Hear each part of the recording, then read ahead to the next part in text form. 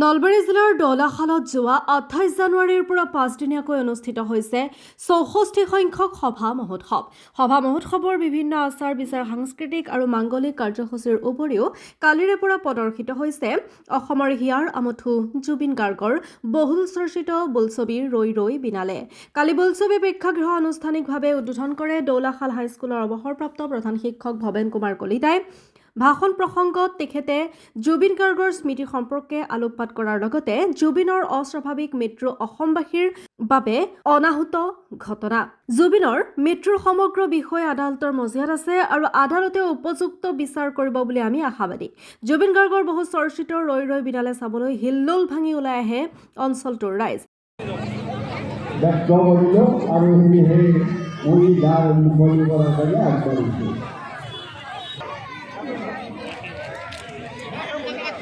অনুৰোধ কৰছি সেইকাৰণে এই মায়াবী গানটো আমাৰ গান গাব আৰু আপোনালোকে অলপ মৌনভাৱে শুনিব।